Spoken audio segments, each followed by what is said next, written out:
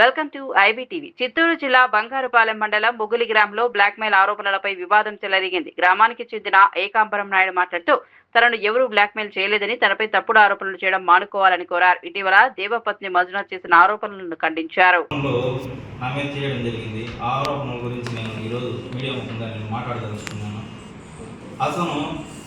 అతను చెప్పే విషయమే దెయ్యాలు వేదాలు వర్ణించినట్టు, గుమ్మిడికాయ దొంగ ఎవరంటే భుజాలు అనుకున్నట్టు మాట్లాడాడు. సమస్య ఏమిటి? ఆ రోజు జరిగింది గుళ్ళో అర్చకుల పైన ఇతను అర్జీ పెట్టినాడు. ఏంటి? గుళ్ళో అర్చకులు అధిక మొత్తంలో డబ్బులు వసూలు చేస్తున్నారని, ఆలయ భూములు ఎటువంటి అందరికీ మన నరేంద్ర మోడీ గారి నాయకత్వం నచ్చి నేను బీజేపీ పార్టీలోకి వెళ్ళినాను. బీజేపీ పార్టీ పక్కా నిలబడి నేను ప్రజలకు చేయాల్సిన సేవ చేస్తూనే ఉన్నాను. నా కంటైనర్ ఎత్తిచ్చి 62 గంటలు జేసీబీ పెట్టి ఖాళీ చేయించినాను అని చెప్పినాడు. నువ్వు చేసే తప్పు అని చెప్పి మందలిచ్చి తరిమినాడు. కావాలంటే ఆయన అడగండి. ఆ తర్వాత మరుసటి రోజు వచ్చి దౌర్జన్యంగా నా కంటైనర్ ఎత్తిచ్చేసినాడు. నాకు ఇప్పుడు కంటైనర్ ఎత్తిచ్చిన దానికి నాకు బాధ లేదు. నాది రోడ్డు ఆక్రమణలో ఉంది, తీసేస్తారు ఎప్పటికైనా తెలిసింది, నాకు బాధ లేదు. నా వ్యక్తిగత విషయం రాజకీయం గురించి మాట్లాడినాడు. నాకు ఎన్టీ రామారావు గారు అంటే చిన్నప్పటి నుంచి చాలా ఇష్టం. ఎన్టీ రామారావు జయంతులు వర్ధంతులు చేస్తామని నేను చేసే సమయంలో హేమచంద్ర నాయుడు గారు అమ్మ కాంతమ్మ గారు నేను ఎన్టీ రామారావు గారి జయంతి చేస్తున్నప్పుడు చాక్లెట్ల కోసం డబ్బు అడిగితే చాక్లెట్లు ఇవ్వద్దు, అన్నదానం చేపిద్దామని ఆమె భీమిచ్చి అన్నదానం చేపించింది. చాలా పండగ వాతావరణంతో చేసినాను. ఇతను నుంచి అక్కడ ఫోటోలు తీసుకొని నాయకులకి మంజునాథ్ నాయుడు ఆధ్వర్యంలో పలానా వ్యక్తులు చేసినారని చెప్పి పేరు అతను చేసుకున్నారు. అప్పటి నుంచి నేను ఇలాంటి వ్యక్తులు ఉండే పక్క మనం ఉండకూడదని నేను పక్కకు వచ్చేసాను.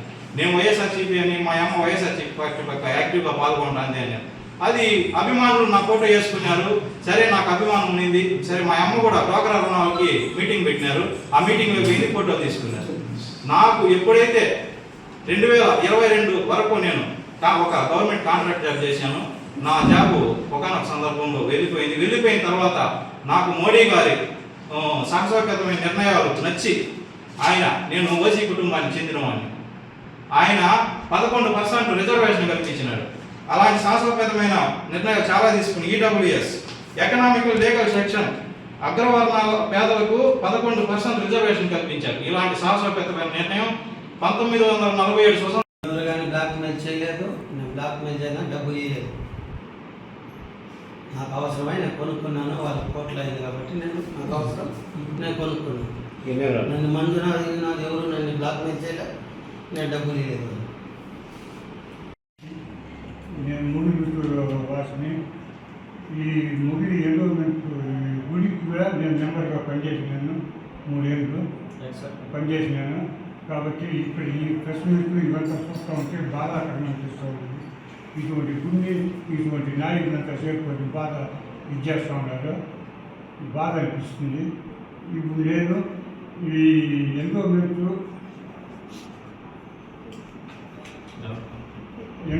దేవకొండ విషయంగా కొన్ని చెప్పదలుచుకున్నాను. అక్కడ వచ్చిన అమౌంట్ని ఈ అమౌంట్ వేసుకునేందుకు ఎవరు ఈయన మంజునాథ్ గారు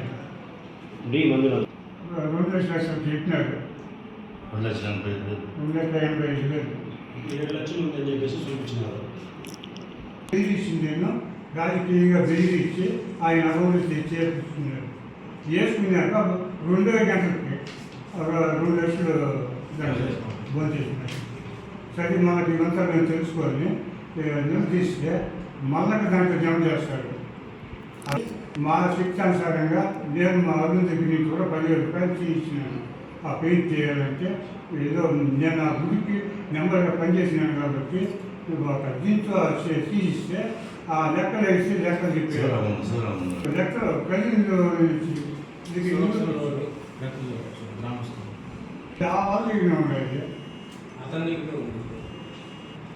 ఈ లంచ జరుగుతూ ఉంటే మాకు బాధ అయ్యి ఇప్పుడు బయట వస్తూ ఉంది ప్రెస్ ద్వారా.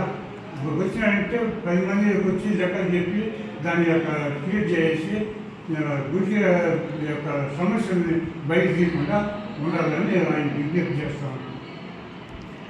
అర్చకుల పైన కూడా నువ్వు ఆయన చేసిన ఆరోపణలు ఆ గుడి డబ్బు అనేది నువ్వు తిన్నావా అర్చకులు తిన్నావా అనేది ఇప్పుడు నువ్వు తెలుసు. అంతేగాని నువ్వు ప్రెస్ మీట్ పెట్టుకొని ఎవరు కళ్ళు మూసుకోలేదు దైవ భక్తితో చేసిన మాట కాబట్టి ఇప్పుడు కడుపు సాగుతా ఉంది ఇటువంటి పనులు చేయొద్దు అని మనకు ఒకటి హెచ్చరిస్తా ఉన్నాను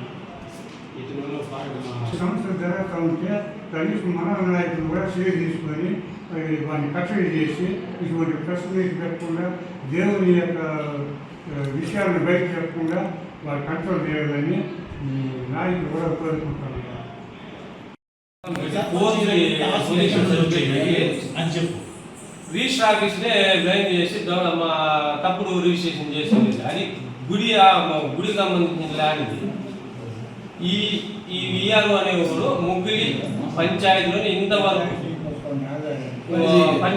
వచ్చే విఆర్ఓ కాదు శ్యామప్రసాద్ అని మీరు కావాలంటే ఈ పత్రిక మీడియా మూలంగానే నేను అతనికి ఛాలెంజ్ చేస్తాను. ఒక ఎంఆర్ ఆఫీస్లో ఉంటుంది ఎవరెవరు యా విలేజ్లో విఆర్ఓ అనేది ఈ ఒక్క ఎవిడెన్స్ కాదు నీ బతికి. మళ్ళీ అదేదో దెయ్యాలు వేలాలు వదిలించినట్టు అందరూ ఫ్రాడ్ చేసినట్టుగా ఈ హరిచంద్ర మాదిరి అందరూ మీద వస్తుంది అర్చకల వస్తుంది దానికి ఎక్కువ రాజకీయ రంగులు కుదిపేసి అదేదో డైవర్ట్ పాలిటిక్స్ చేసిన తప్పులు ఎదుటో చేసి ఈ హరిచంద్రుడు అనిపించుకుంటే ఈ జనకు ఇట్లాంటి ఎవిడెన్స్ ఇంకా చాలా ఉంటాయి అతని మీద ఇంకా ఉన్నాయి. ఇది ఒక్కటే మెయిన్ అంటారు. ఆయన కూడా బెంగళూరు హైదరాబాదు వీళ్ళంతా అందరి దగ్గరికి పోయి పెద్ద పెద్దల దగ్గరికి గుడికి ఆదాయం తీసుకొచ్చింది కూడా మాకు తెలిసిన విషయము. వాళ్ళు ఎటువంటి దురాక్రమణకు అయితే పాల్పడలేదు. ఇదంతా ఉత్తది. ఇప్పుడు 2 సంవత్సరాలుగా ఇతను కేవలం 2 సంవత్సరాలు ఇన్ని ఇప్పుడు మీరు మొన్న ప్రెస్ మీట్లో ఆయన మీకే చెప్పినాడు కదా ఆడ దురాక్రమణ ఇది పెట్టినారు అంగడి పెట్టారని. అంగడి పెట్టి రోడ్లు అడుగుకుంటారు లేదా గ్రామస్తులు అడుగుతారు లేదా తురావాళ్ళు అడుగుతారు నీకేం సంబంధం. అదేవిధంగా గుళ్ళో కూడా కానివ్వండి నీకెవరు ఇచ్చారు అధికారం? ప్రతి ఒక్కటి అభిషేకం నిలిపేయమంటావు, పూజ నిలిపేయమంటావు, నీకెవరు ఇచ్చారు? ఒక్కడు నువ్వు గుడిని శాసించాలంటే అవుతుంది. మేము గ్రామస్తులంతా ఉండలేదా?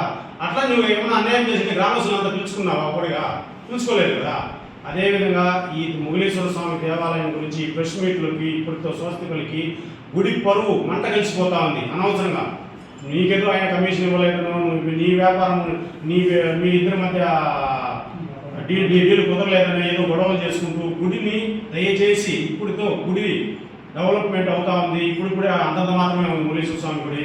ఇంకా ఈ విధంగా ప్రెస్ మీట్లు ఎక్కువ పోతా ఉండే కొద్దీ ప్రజలకంతా తెలిసి నానా ఇదైపోతుంది.